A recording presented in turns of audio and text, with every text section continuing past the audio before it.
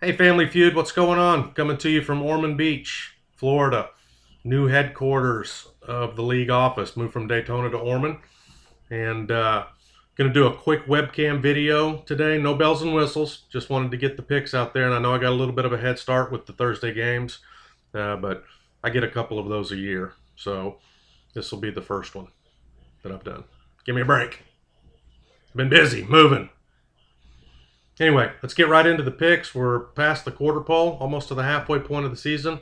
Um, Time to make a move if you're in the basement. Time to hold on to the top and not peak too early if you're sitting at the top.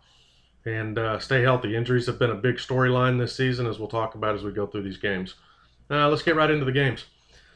First game, Dirte at Crimson. Dirte gets Cam back. Cam has been strong. He is missing a running back with TJ Yeldon being hurt. I think he's a scratch as of right now. Forte's been really good for him. Should continue to be.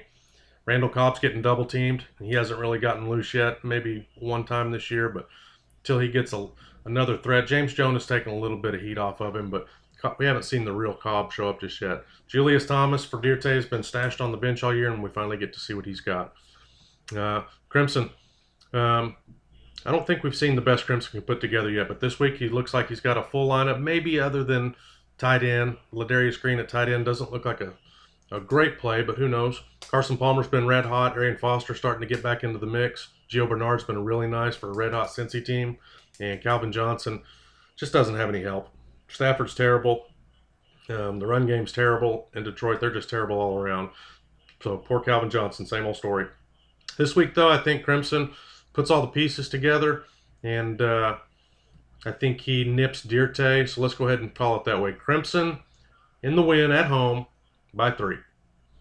All right, moving on. Let's go True Blue at Triple T's. True Blue hasn't been able to score week to week, but he has been able to win week to week. He's been getting it done even without his studs from Indy. Andrew Luck and Frank Gore really rolling this year. Nice pickup with Lamar Miller. They vow that they're going to get him the ball more with the new coaching staff. And Julian Edelman is going to get his 10 to 15 every single week. Tyler Eifert's been a real nice surprise.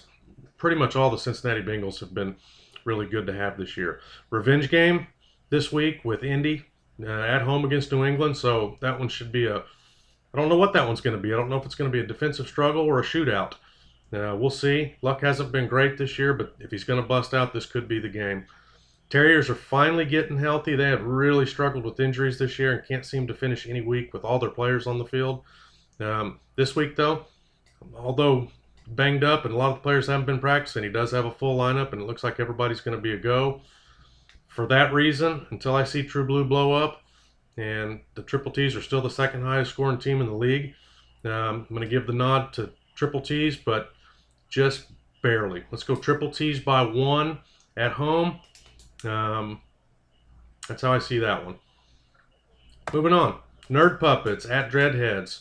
I don't think we've seen the best of either one of these teams yet, but Dreadheads are really starting to pick up some speed with the additions of Gates and Rivers. It's a really nice 1-2 combo. Devontae Freeman has been out of his mind, and James Jones and DeMarco Murray. That team looks really good. Really good. Nerd Puppets, same thing. Every time I look at his lineup, I can't believe the record that I'm seeing. I think he scored the 3rd or 4th most points in the league, but he's run into buzzsaws every single week, and just keeps coming up short and getting unlucky, tell you the truth, this year. I don't think we've seen the best of it, though. Allen Robinson has been a super nice addition. Peterson and Rogers are going to be really big. But with the head start that I've got on Devontae Freeman's 28, I'm going to cheat on this one. Puppets could prove me wrong here, but I'm going to say the Dreads by 5. Dreads by 5 in that game. All right, moving on. Orange Crush at Boats and Hose. Family Feud at its finest. Real nice pickups by Orange Crush this morning. She had a ton of holes in her lineup going in with bye weeks and injuries, but she picks up Bradford in place of Tyrod Taylor. I think that's an upgrade. She gets a nice start with Mark Ingram scoring 2 touchdowns on Thursday night to get 17 there. I think the real key for her this week is Javorius Allen. That's a plug and play for a week, as Forsett but did not practice all week. It's going to be a game time decision. If Allen gets all the carries, I expect a good game against San Francisco. Both of her receivers are really good, Sanders and Antonio Brown. And Antonio Brown did call for the ball this week. His value is going to be boosted when Big Ben gets back. He's still got Vic tossing to him, but I see a lot more targets coming his way this week. And Delaney Walker, I think, is a big upgrade for her at tight end. I expect a good game from him as well. Boats team's looking good.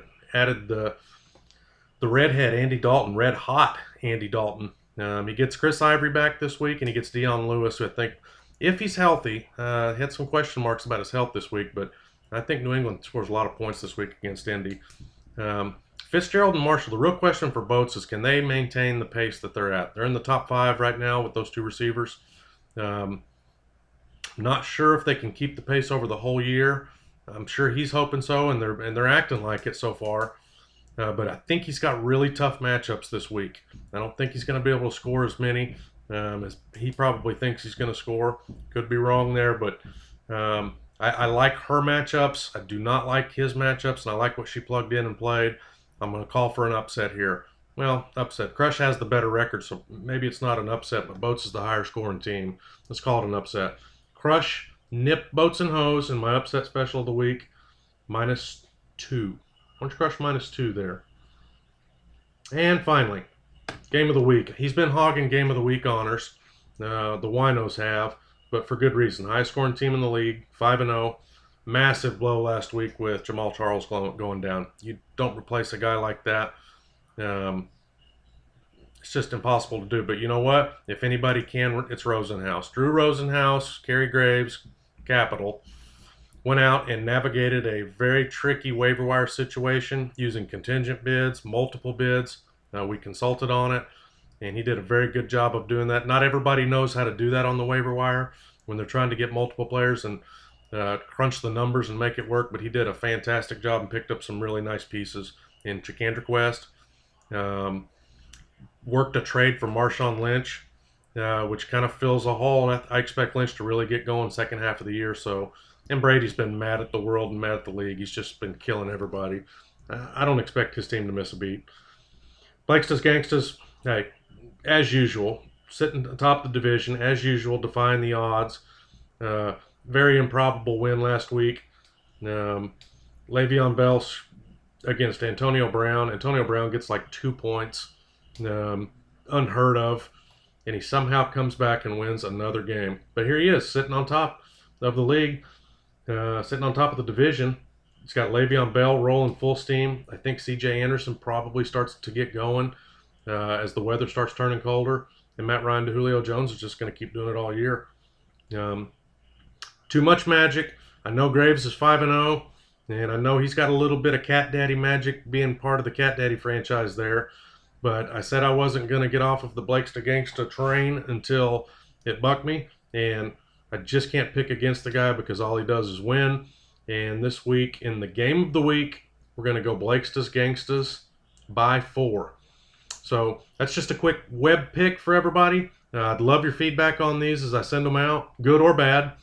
And I will get back to normal next week with the normal videos that we do. And hope everybody's having a good one. Hope everybody stays healthy this week and enjoys the football. And see you around. Miss everybody. Talk to you later. Swami's out.